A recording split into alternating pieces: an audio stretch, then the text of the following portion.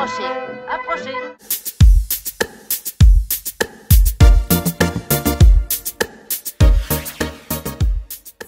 Bonjour Johanna Boyer. Bonjour. Je suis ravi de vous rencontrer. Et moi aussi, ravie. À l'occasion de la pièce Est-ce que j'ai une gun d'Arletty? Exactement, c'est ça. Voilà, que j'ai mis en scène et qui est coécrite par Élodie Menant et Éric Bu. Alors vous êtes comédienne, metteuse en scène. Ouais, exactement. Je suis de plus en plus metteuse en scène, mais j'ai été comédienne. Voilà, je le suis encore un petit peu. On vous rencontre moins en tant que metteuse en scène qu'en tant que comédien ou comédienne. Ouais, c'est vrai. C'est passionnant de comprendre votre travail. C'est sûr que on est plus dans l'ombre, on est plus en amont des spectacles et puis après les spectacles s'envolent avec les comédiens. Et c'est à eux de les porter, quoi. Est-ce que vous pouvez me parler un peu de ce projet à l'origine? Alors au tout début, c'est donc Élodie et Éric qui ont décidé d'écrire autour de cette figure mystérieuse et complexe. Elle a fait appel à moi et m'a demandé de le mettre en scène. Donc j'étais honorée parce que j'ai tout de suite adoré le texte, que j'ai trouvé vraiment très bien ficelé. Très, très bien amené, poétique, en même temps fidèle à l'histoire. Enfin, voilà, moi ça m'a séduit tout de suite et puis on est parti pour faire ce spectacle ensemble. Il y a une harmonie dans cette équipe, c'est impressionnant. Génial. Ouais. Évidemment, Élodie est extraordinaire, elle est flamboyante dans cette pièce. Mais alors, ses partenaires sont incroyables aussi. Ouais, c'est vrai que c'est. Ils dansent bien, les claquettes, c'est beau ce moment-là. C'est un beau quatuor, quoi. Je trouve, effectivement, Élodie, elle porte ce rôle de façon magnifique. Et pendant toute la pièce, elle sort quasiment pas de scène. Non. Mais elle est vraiment accompagnée par ses trois autres comédiens, Céline Espérin, Marc Pistolesi et Cédric Révélon, qui ont quand même cette virtuosité d'exécution de tous ces personnages et qui nous emmènent dans le tourbillon de la vie d'Arletty. Il y a un musicien. Alors le musicien, j'en parle un peu moins parce qu'il est venu dans un second temps. C'est vraiment pour notre arrivée à Paris qu'on a pu s'offrir le luxe d'avoir un musicien avec nous. Donc Mehdi Bourayou qui avait écrit la musique en fait, qui était avec nous depuis le début de l'histoire. Et puis quand on a eu la possibilité de s'offrir de la musique live, évidemment on lui a tout de suite demandé et c'est un vrai bonheur qu'il soit avec nous sur scène, quoi. Moi j'ai trouvé que sa place était vraiment importante. Ouais. Déjà il y a de jolis échanges entre les comédiens et lui. Tout à fait. Il y a aussi des échanges avec la salle, il fait un peu le lien en fait entre tout le monde. Ouais, c'est un peu le lien entre effectivement le public et ce qui se passe sur scène, mais c'est aussi un peu le confident d'Arletty. Je trouve que ça donne un peu une forme de légitimité au fait que d'un coup elle s'adresse à nous. On peut s'imaginer que c'est Arletty qui un soir se confie à ce musicien. Qu'elle peut-être qu'il la connaît depuis toujours et un jour elle lui raconte toute sa vie, donc il y a quelque chose d'assez délicat, poétique, subtil qui se passe entre eux.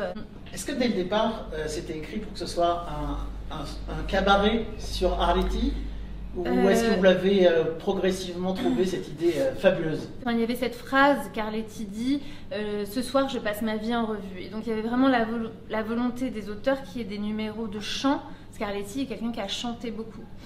Et en fait, je vous cache pas que moi, j'étais pas une grande fan des chants d'Arletty. Je trouvais que c'était vraiment un peu poussiéreux, pas très joli, que c'était pas une grande chanteuse. Et c'est pour ça qu'on s'en rappelle pas tant que ça.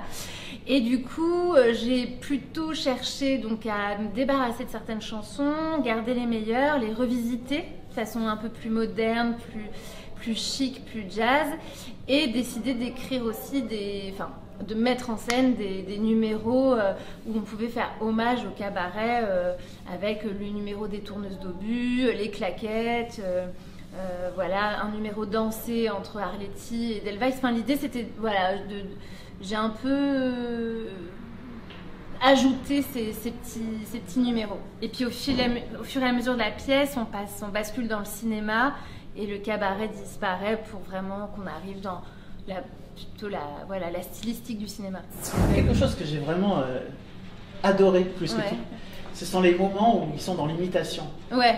Parce qu'à ce moment-là, moi j'étais complètement dans les films qui ont représenté. On a tous regardé des films, on avait tous des références communes sur comment ils parlaient, comment ils étaient, etc. Après, moi j'essayais vraiment de me dire, ok, je veux pas trop imiter, mais je veux que tu trouves ce qui chez toi va rentrer dans le personnage. Et en fait, au final, l'idée c'était de créer des esquisses, quoi. Ouais. Une esquisse de Prévert, une esquisse de Colette. On s'est pas plongé dans une volonté d'être exactement, mais c'était comment d'un coup la personnalité du comédien et la personnalité de la personne connue pouvaient s'assembler. Et je trouve que Élodie, c'est ça aussi. Elle imite pas, mais elle a réussi à trouver ce qui aussi chez elle vibrait pour le personnage qu'elle allait incarner. Et je trouve que c'est vraiment ça qui fait que c'est pas complètement de l'imitation pour moi, c'est plus incarné comme Oui, je suis tout à fait d'accord en fait. Parce que c'est vrai que pour Élodie, c'est flagrant. Elle est l'essence d'Arletty, c'est ça qui est fou en fait. Parce que d'un coup, ce qui est chez elle, elle a trouvé les facettes de sa personnalité, de son âme qui vont rentrer en cohérence, et puis de son corps aussi, bien sûr, avec le personnage. Et je trouve que tous, Céline, Marc, Cédric, ils ont réussi ça aussi à choper, voilà, Gabin, Jouvet. C'est plus des esquisses parce qu'on les voit moins longtemps. Ouais, mais quelles belles esquisses. Mais en fait, c'était ça l'idée. C'était en 3-4 trucs, comment d'un coup, hop, j'ai l'évocation, quoi. Qu'il y a des brumes. Ouais, qu'il y a des brumes. C'est tout petit ce moment-là, il est tout court. Mais quelle beauté, puis on l'a tous en tête. On l'a tous en tête. Ça m'a profondément touchée parce que j'ai vu la scène que j'avais en tête sur scène. Ouais. Ah bah c'est chouette. Un beau et ça, j'en ai des frissons encore. Sincèrement. Ah, c'est cool. Mesdames, mesdemoiselles et messieurs, ce soir, je passe ma vie en revue. Les chansons, c'est bien joli, mais c'est rien que de la distraction. C'est pas pour toi tout ça, Maléo. Tu m'as toujours dit que l'amour, c'est pour les riches. Et alors? Je vais m'enrichir. Léonie, Bah quoi, Léonie? je ne sais pas, je trouve que ça ne vous va pas très bien. Toi, t'es une future vedette des revues du tout Paris, faut un nom qui sonne anglish. Arletty. Finalement, elle a couvert toute une partie de l'histoire de France.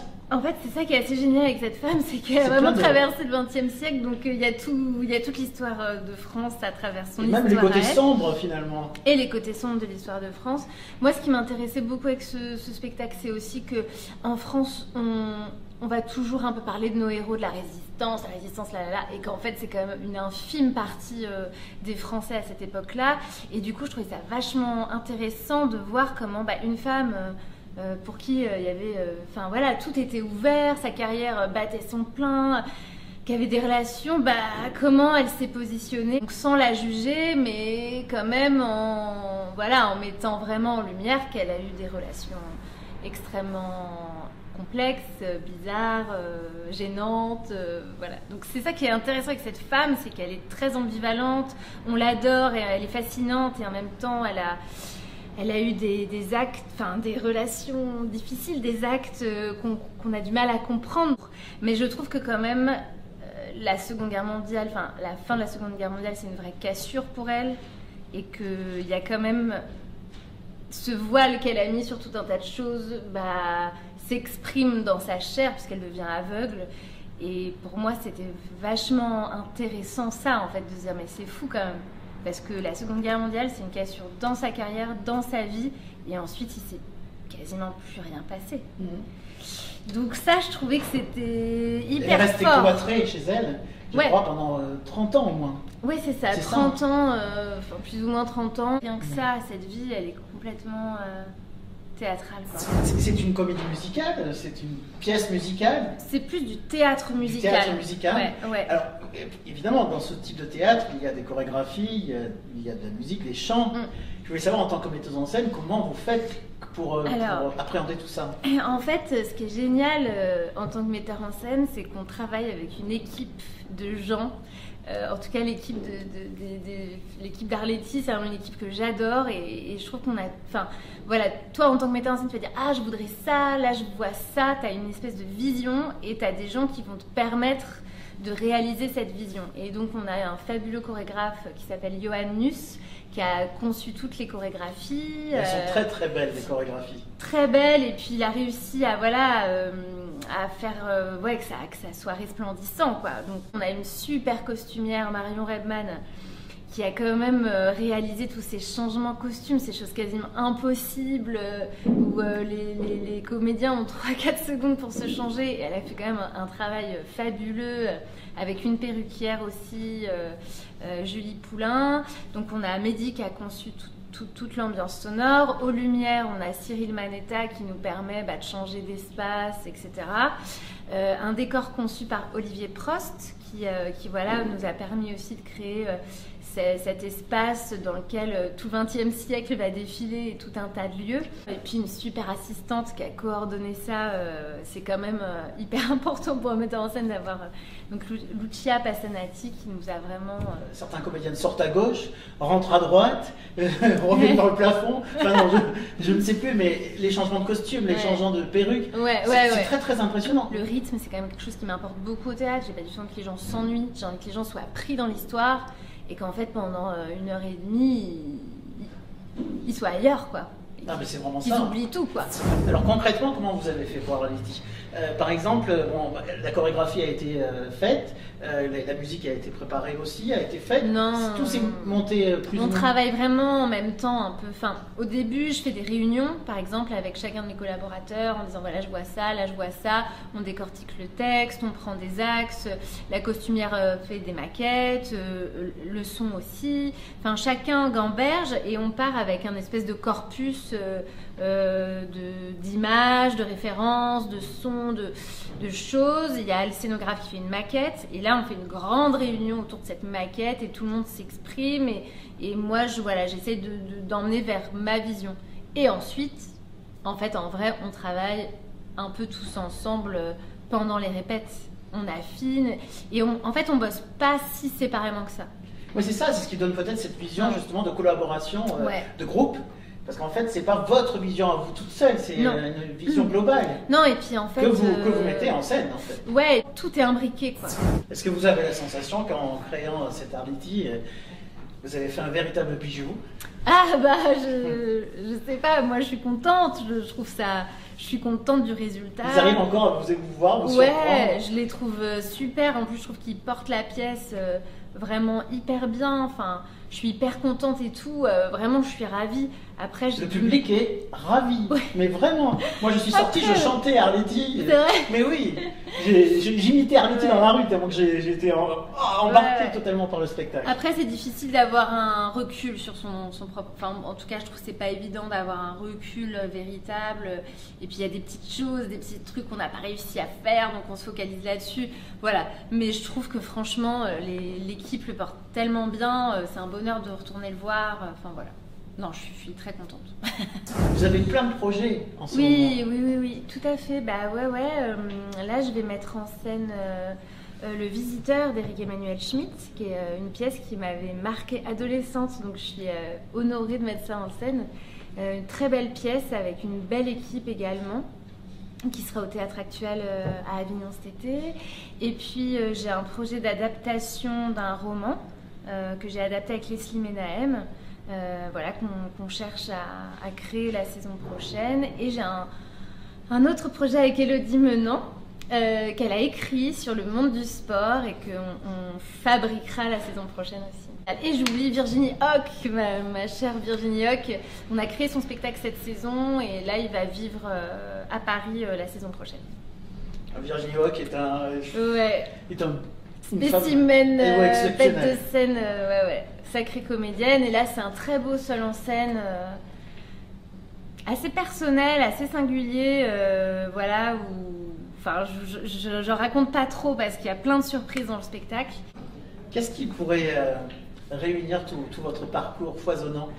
Je sais La générosité ? Écoutez, je sais pas.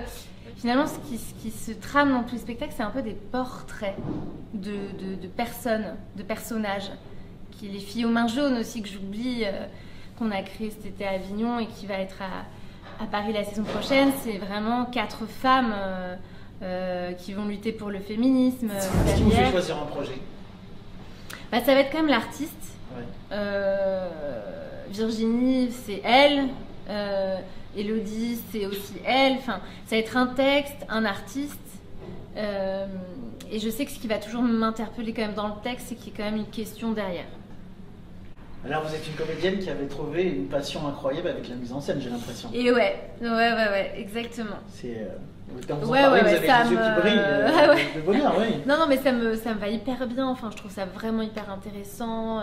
Chaque projet permet d'inventer de nouvelles choses. Ça me plaît vraiment beaucoup. Ouais. J'ai de la chance de faire ce métier. C'est cool. Ah ouais, c'est génial.